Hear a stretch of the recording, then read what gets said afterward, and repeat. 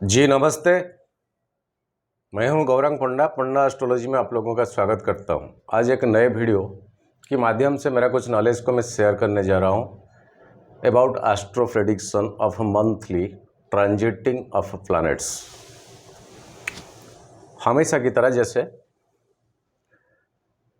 धनु लग्न 17 सितंबर 2022 से 17 अक्टूबर 2022 तक का ये वीडियो कृष्ण पक्ष सप्तमी तिथि सैटरडे का दिन था और रवि का संक्रांति संक्रमण 7:22 AM दिल्ली का मैंने टाइम लिया है। इस संक्रांति की अगले महीने संक्रांति तक का हिसाब, ये कोई व्यक्ति विशेष इंडिविजुअल का हॉरोस्कोप नहीं है, ये कि अप्रोक्सीमेटली मंथली ट्रांजिट के हिसाब से एक फोरकास्ट है। सजिटेरियस असेंडेंट धनु लग्न, आपका यहाँ 9 है, 9 नंबर का घर है, मगर यहाँ पर आपका 1 लिखा होगा या एल लिखा होगा या ASC लिखा होगा या लॉ लिखा होगा, तो 1 नंबर है आपका धनु लग्न। इसी हिसाब से देखें, इसको राशि के हिसाब से मत देखें। इसमें नक्षत्र डिवीजन है, ट्रांजिटिंग ऑफ प्लैनेट्स है, एस्पेक्टेशन ऑफ प्लैनेट्स एंड तारा चक्र, एंड इसी टाइमिंग ड्यूरिंग का चंद्रमा का जो ट्रांजिट वो किस तरह का इम्पैक्ट हमारे ऊपर करता है। एक छोटी सी सूचना देखिए, ज्योतिष में अगर आपका रुचि है तो ये डेटेड से टाइम जो 7:22 सुबह का मैंने दिल्ली का लिया, उस टाइम अगर कोई बच्चा या कोई बच्ची जन्म लेता है तो उससे पंचमहापुरुष योग में से 2 योग मिलता है, एक भद्रा योग, एक हंसी योग, और एक गजकेसरी योग, एक चंद्रमंगल योग, एक बुधादित्य योग भी मिलता है, मगर एक नेगेटिव योग भी मिलता है जो कि केमद्रुम योग। केमद्रुम योग तभी बनता है जबकि चंद्रमा के आगे और चंद्रमा के पीछे कोई प्लैनेट ना हो, तभी ये योग बनता है। ये अच्छा योग नहीं है, नेगेटिव योग है। ये डायरेक्ट माइंड को अटैक ही करता है। अटैक मतलब क्या? सोल्जर्स, सैन्य, फाइटर जेट्स लेकर अटैक करते हैं, ऐसा नहीं है। हमारा मन में जो विचारधारा आता है ना, वो हमारा अवचेतन मन से ट्रांसफॉर्मेशन करता है। जितने सारे सोच हम लाते हैं, अगर इसमें पॉजिटिव है तब तो ट्रांसफॉर्मेशन पॉजिटिव की ओर होगा, नेगेटिव है तब तो अवचेतन मन को हम नेगेटिव ही करेंगे। बहुत अहमियत होता है अवचेतन मन, क्योंकि इनके द्वारा ही हम ड्राइव होते हैं। और ये अवचेतन मन का डायरेक्ट कनेक्ट या कांटेक्ट होता है यूनिवर्स से, सृष्टि से। मैंने कई वीडियो में इसके बारे में मैंने थोड़ा बहुत डिस्कस भी किया है। केमद्रुम योग होता क्या है कि एक अकेलापन, एक कालोननेस को ले आता है। बस इसके लिए वो किया, इसके लिए वो दिया, उनके लिए ये दिया, वो किया, वो किया, बस एक ओनली आप पॉजिटिव सोचेंगे आप ही के लिए, आप ही का पॉजिटिव। कोई मेरा कदर नहीं करता है, मेरे को कोई अप्रिसिएशन नहीं देता है, कोई थैंक यू नहीं बोलता है, मगर सभी बोलते हैं, देते हैं, सब कुछ होता है, मगर कहीं ना कहीं आपका सोच विचार कहीं कमी हो जाता है। और ये कब होता है? जब इंसान एक अलोननेस में आ जाता है, अकेलापन को। कहीं से काम पे आप आए हैं बिस्तर पे, बट लेटे गए हैं, मगर नींद नहीं हुआ। इस टाइमिंग में ये विचारधारा सब आ जाता है। अच्छा योग नहीं माना जाता है केमद्रुम योग, अकेलापन कर देता है, और लास्ट लाइफ में भी और अकेलापन हो जाता है इंसान। ये लग्न का अधिपति आपका बृहस्पति देव है, गुरुदेव है। स्वयं बृहस्पति आपका लग्नाधिपति, एंड वो है, बृहस्पति का 2 जगह है, एक धनु राशि में और एक मीन राशि में। एंड वो मीन राशि में अभी बकरी की पोजीशन में है। बृहस्पति उत्तरा भाद्रपदा नक्षत्र डिवीजन को बिलोंग्स करता है, जो कि शनि का नक्षत्र होता है। शनि बृहस्पति में संबंध अच्छा है, ये सबसे बड़ी बात है। मगर बृहस्पति के लिए मालेफिक, सबसे बड़े मालेफिक होते हैं बुधदेव। बृहस्पति का सबसे बड़े मालेफिक होता है बुधदेव। बुधदेव के लिए सबसे बड़े मालेफिक होता है बृहस्पति। क्यों? थोड़ा माइथोलॉजी का चलते हैं। सभी चीज़ पुराण शास्त्रों से ही है, हिंदू माइथोलॉजी में है। एक प्लैनेट से और एक प्लैनेट बनता नहीं, क्यों? पटते नहीं, क्यों? कोई अपना मन की विचारधारा नहीं है। ये ऋषि मुनियों ने ऑलरेडी दे रखा है जनमानस को। बृहस्पति देव, इनके पत्नी तारा, बृहस्पति का एब्सेंट में अनुपस्थिति में चंद्रदेव ने जाके रंग अफेयर्स रिलेशनशिप बनाया। लास्ट एंड में एक पुत्र संतान हुए, जिस पुत्र संतान का नाम है बुद्ध। एंड जब वो थोड़े बड़े होने लगे तब तो बुद्धदेव खुद का आइडेंटिफिकेशन मांगे माँ से कि माँ मेरा पापा कौन है, पिताजी कौन है। तो माँ ने भी यही बताया कि दो तो एनवलप थे, तुम पूछो। तो जाके बृहस्पति गुरुदेव से पूछे कि अब पापा है मेरा, मैं तो आपका पत्नी से जन्म नहीं, इसमें मेरा एनवलप नहीं है।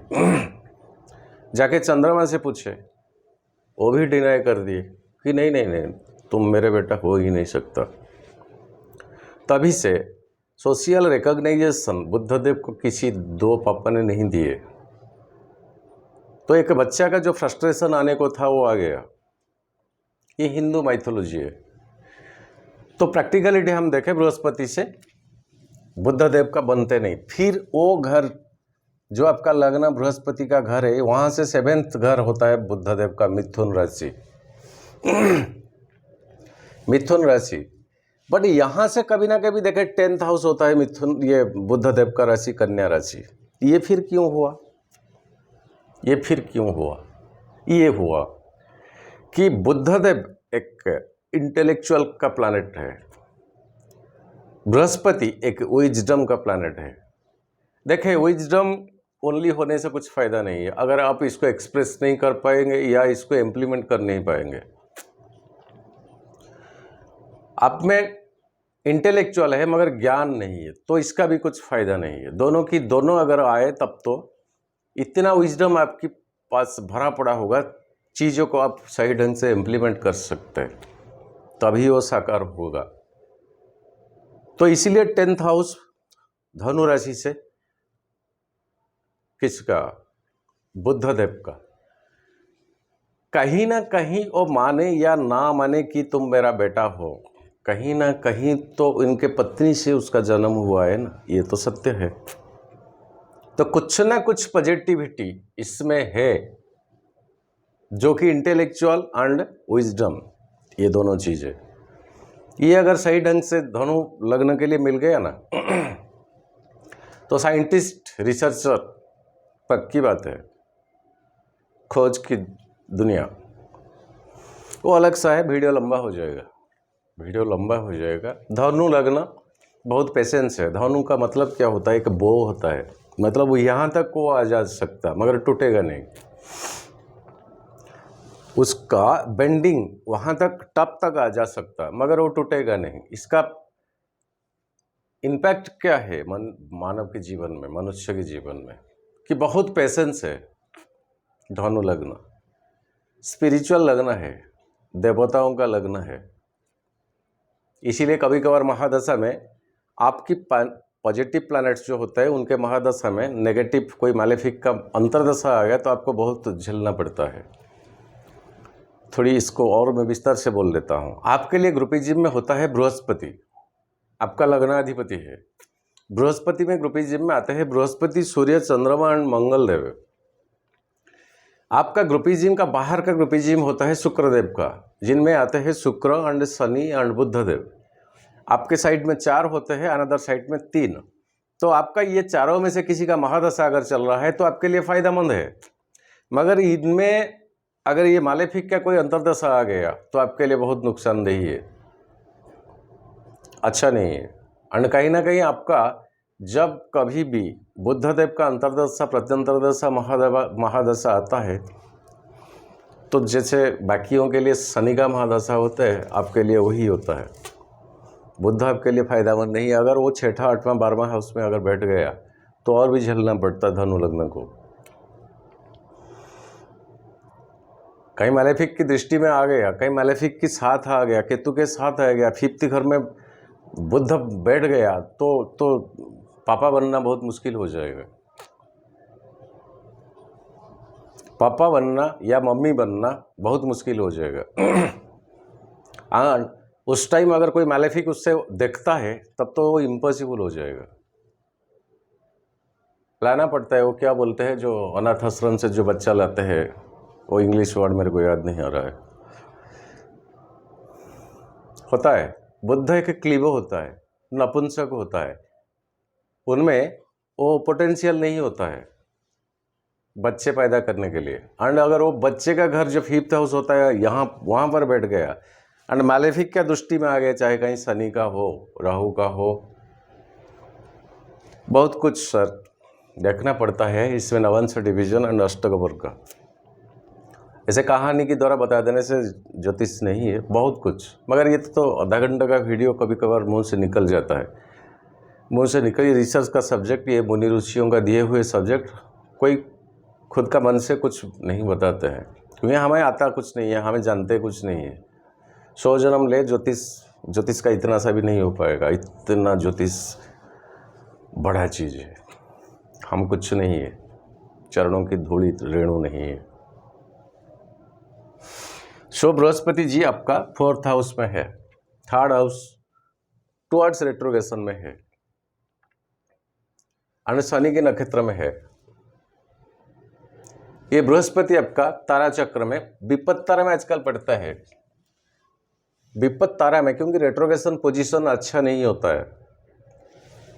ये कुंभ साइन की ओर इनका गति होती है, बकरी मतलब उल्टा चलती है, तो लगना के हिसाब से अभी ठीक नहीं।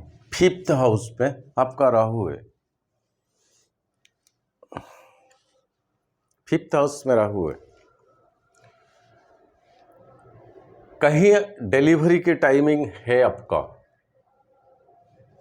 चाहे आप फीमेल हो या मेल भी हो, पेरेंट बनने का है, टाइमिंग चल रहा है।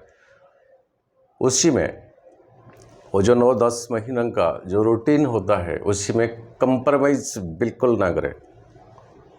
ये स्पेशल एडवाइस है ज्योतिष का। एंड ये 5th हाउस को केतुदेव डायरेक्टली 7th एक्सपेक्टेशन में देखते हैं। एंड शनि ठीक है, ये भी रेट्रोगेशन है, शनि के नक्षत्र में है बृहस्पति, एंड शनि यहाँ बकरी है, आपका लग्न की टुवर्ड्स बकरी है, मारक के घर में शनि है। तो ये जो पोजीशन राहु 5th में, केतु का 7वां दृष्टि राहु के ऊपर,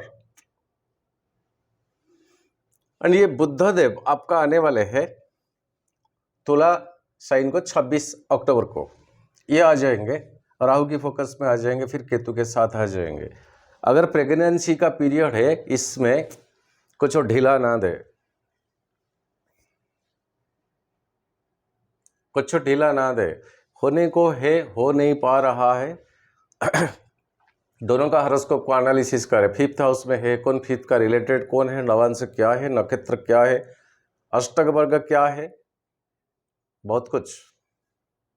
ये ज्योतिष है, कोई जाए पैथोलॉजिकल टेस्ट करे, ये जन्म पत्री स्टडी करने से पैथोलॉजिकल टेस्ट के साथ ये इक्विवेलेंट हो जाएगा। हाँ मैं मानता हूँ उतना ज्ञान मेरे में नहीं हो सकता, मैं एडमिट कर सकता हूँ, मगर ये सत्य है, सही है। अब जाइएगा पैथोलॉजी, वो टेस्ट कराइए, एंड कोई अच्छा वाला ज्योतिष से आपका जन्म पत्री दिखाइए, उधर का जो रिपोर्ट आएगा वो जन्म पत्री से वही के वही रिपोर्ट आएगा। काउंट ऑफ स्पर्म पैथोलॉजिकली आपका पोटेंशियल कम आएगा, तो यहाँ जन्म पत्री में वही दिखाएगा। आपका शुक्र कहीं ना कहीं अफेक्टेड, मैलेफिक दृष्टि यही होगा ही होगा पक्का, अगर आपका बार्थ टाइम डिटेल्स ठीक है।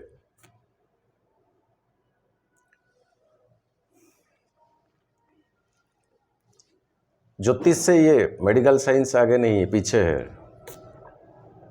ज्योतिष पहले हुआ करता था, ये ज्ञान का भंडार है, हमें कुछ आता नहीं, कुछ मालूम नहीं, बस हम क्या कुछ 1-2 किताब पढ़ के बकवास जैसे बातें करते हैं। ज्ञान का भंडार एक ही बंदे थे, स्वयं महादेव, जिन्होंने कि इसको कंप्लीट किए थे, आज तक कोई नहीं है।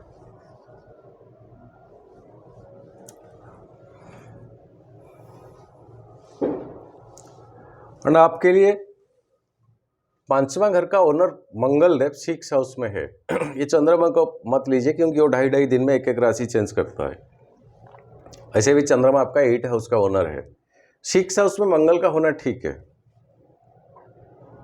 ठीक है। कहीं अगर इस तरह का प्रॉब्लमेटिक आपका है तो मंगल आपका बहुत हद तक हेल्प करेंगे। एंड मंगल चंद्रमा के नक्षत्र डिवीजन में है। ये मंगल लगभग वही संक्रांति तक रहेंगे। जैसे कि 17 अक्टूबर का लास्ट टाइम मैंने दिया, मंगल देव आपका 16 अक्टूबर तक रहेंगे। एंड मंगल ऐसे किसी का दृष्टि में भी नहीं है, आपका 5th हाउस का ओनर है। बाकी आपका 6 का ओनर जो होता है, रोग ऋण शत्रु, इसका कारकत्व शुक्रदेव आपका जाके बैठा है सूर्य की घर में 9th हाउस में। वो भी आ जाएंगे आपका कन्या साइन को 24 सितंबर को 10वां घर को। ये 10वां घर शुक्र के लिए डेबिलिटेटेड का जगह है, नीच का है, फिर भी 10वां घर आपके लिए फायदेमंद रहेगा बिकॉज सूर्य यहाँ पर है। एंड बुद्धदेव के साथ आदित्य योग बनता है। बुद्धदेव तुला को आ जाएंगे 26 अक्टूबर के बाद। यहाँ पर जब तक 26 अक्टूबर तक बुद्धदेव रहेंगे, आपका प्रोफेशनली क्या कुछ कमी महसूस आप करेंगे। अगर इंटरव्यू वगैरह है, प्रमोशन देने को है और एक नेक्स्ट इंटरव्यू आपको फेस करना है, तो शायद वो इंटेलेक्चुअली कुछ कमी रहेगा उस टाइम। जाने दीजिए बुद्धदेव को, आपका अगले हाउस को। बाकी तारा चक्र में थोड़ा नज़र डालते हैं। संपत्ति तारा में आपका मंगल देव का 3 नक्षत्र आता है। अगर ये 3 नक्षत्र में आपका जन्म हुआ है, मृगशिरा, चित्रा एंड धनिष्ठा सॉरी, तो आपके लिए संपत्ति, पेमेंट, पैसा कहाँ से आएगा, मंगल आपको दिलाएंगे। बट विपत्त तारा में आपका राहुदेव पड़ता है। एंड विपत्त तारा में पढ़ने के साथ साथ 5th हाउस को ट्रांजिट करता है, जो कि क्रिएटिविटी एक्टिविटीज़ का घर है। मीन्स आपकी द्वारा और एक क्रिएशन, डायरेक्टली मैं बोलता हूँ, जो कि रीजनरेशन और फर्दर बच्चा आपका वंश विस्तार करना, ये हाउस होता है। यहीं पर राहु होना, केतु का 7वां दृष्टि होना। डॉक्टर कंसल्टेशन में ढीला मत करें, कुछ भी स्कैनिंग वगैरह अल्ट्रासाउंड का रिपोर्ट्स में मत करें। अगर ना हो रहा है, होने के लिए ट्रीटमेंट चल रहा है, तो उसी में भी ढीला ना करें। बाकी बद्ध तारा में आपका पड़ता है केतु का 3 नक्षत्र, मघा, मूला एंड अश्विनी। ये तीनों नक्षत्र में अगर जन्म हुआ है आपका, केतु का 7वां दृष्टि 5th हाउस को है। अगर आपका मघा, मूला एंड अश्विनी तीनों नक्षत्र में जन्म हुआ है, तो ये टाइमिंग आपके लिए कॉम्प्लिकेटेड क्रिटिकल से है। संभाल के चलना, अच्छा टाइमिंग नहीं है, इसी लिहाज से, इसी डिपार्टमेंट से।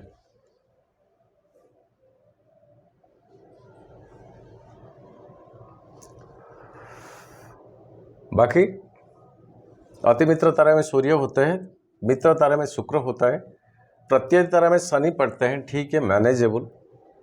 क्षमा तारा में अभी बृहस्पति पड़ता है क्योंकि उनका पोजीशन कुछ ठीक नहीं है। विपत्त तारा में राहु पड़ते हैं, ये सबसे पॉइंट। एंड केतुदेव जो पड़ते हैं, ये भी सबसे बेसिक पॉइंट। बद्ध तारा, विपत्त तारा में दोनों के दोनों मैलेफिक प्लैनेट्स है। स्टूडेंट्स के लिए कंसंट्रेशन लगाइए पढ़ाई में, बट कहीं ना कहीं बैकडोर दिलाएगा राहु। राहु अगर आपका पॉजिटिव में है, राहु अगर आपका पॉजिटिव में है, तो आपको एक बैकडोर भी वो दिखाएगा, है उसमें छल कपट करने का क्षमता।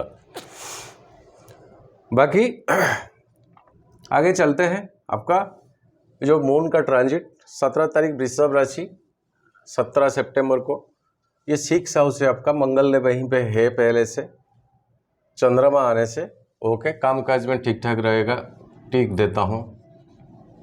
मिथुन साइन 18 तारीख 7th हाउस, पाउस से ध्यान रखें। ये जितने सारी चीज़ें मैंने बताया उसके ऊपर ध्यान रखें। 20 सितंबर कर्क राशि, 8 हाउस है आपका, शनि का 7वां दृष्टि, बिल्कुल अच्छा डेट नहीं है, बिल्कुल ध्यान रखें। और इसी दिन माँ की लिहाज से, मम्मी की लिहाज से, मम्मी की सब्जेक्ट में ढीला मत करें। 20 सितंबर 9th हाउस आपका सिंह साइन ट्रांजिट करता है, शुक्र यहीं पे है, सूर्य की घर अच्छा है। कन्या साइन 25 सितंबर 10th हाउस, सूर्य ऑलरेडी है, ठीक है। बुधदेव जब तक अभी मैंने बताया तब तक थोड़ा कॉम्प्लिकेशन है जॉब के सेक्टर में। 27 को तुला साइन 11th हाउस, केतु के साथ आने से ग्रहण दोष, फिर भी एक क्रॉस एक टिक देता हूँ। 29 सितंबर वृश्चिका 12वां घर, मंगल का घर और दृष्टि भी 12वां। मैनर में कहीं पैसा खर्चा होगा, एक्सपेंडिचर होगा, बट अच्छे में होगा। धनु साइन 2 अक्टूबर, लग्नाधिपति के घर हमेशा शुभ ही होता है चंद्रमा, डबल टिक देता हूँ। मकर साइन शून्य शनि के साथ 2nd हाउस मारक का है, 20 दोष बनता है, ये ठीक नहीं है। जुबान से उसी दिन ताला लगाए, किसी को क्या कुछ कटु वचन ना बोले, ठीक देता हूँ, क्रॉस देता हूँ। कुंभ साइन 6 तारीख अक्टूबर 3rd हाउस, इधर से ये रिट्रोगेशन, ये भी रिट्रोगेशन, 3rd हाउस कम्युनिकेशन का स्किल, उसके ऊपर ज़रा ध्यान रखें, क्रॉस देता हूँ। मीन साइन 8 अक्टूबर को बृहस्पति के साथ 4था घर, कहीं ना कहीं बृहस्पति उस टाइम हेल्प बहुत करेंगे आपका। अगर भूमि भवन में क्या कुछ काम का क्या कुछ बाकी रह गया था आप करा लीजिए, या पेमेंट बाकी रह गया था दे दीजिए, लेने को था अगर उसी टाइप का कॉन्ट्रैक्टर्स का काम आपका प्रोफेशन है तो उसमें ध्यान रखें, ठीक होगा। 10 अक्टूबर मेष साइन 5th हाउस, राहु के साथ ग्रहण दोष, फिर भी टिक देता हूँ, अनक्रॉस देता हूँ। 12 अक्टूबर वृषभ राशि, मंगल के साथ 6 हाउस, शुक्र के घर होने के बाद भी ठीक देता हूँ। 15 अक्टूबर मिथुन 7th हाउस, फिर वही पार्टनरशिप बिजनेस, कुछ ब्लाइंडली दस्तखत ना करें, स्पाउस की हेल्थ के ऊपर ध्यान रखें, क्रॉस देता हूँ। 17 अक्टूबर 8 हाउस, चंद्रमा का खुद का घर बट शनि का दृष्टि 8 हाउस, बुजुर्गों की स्वास्थ्य के ऊपर ध्यान रखें, टिक देता हूँ, क्रॉस देता हूँ। ये ओनली द लग्न के हिसाब से चंद्रमा का ट्रांजिट, इसमें कुछ गुणा गणित नहीं है। बाकी आज के लिए बस इतना, विदाई दीजिए, फिर अगले वीडियो में मुलाकात होगा। जय जगन्नाथ, जय जगन्नाथ। सर्वे भवन्तु सुखिनः, सर्वे सन्तु निरामया, सर्वे भद्राणि पश्यन्तु मा कश्चित् दुःखभाग् भवेत्। जय जगन्नाथ।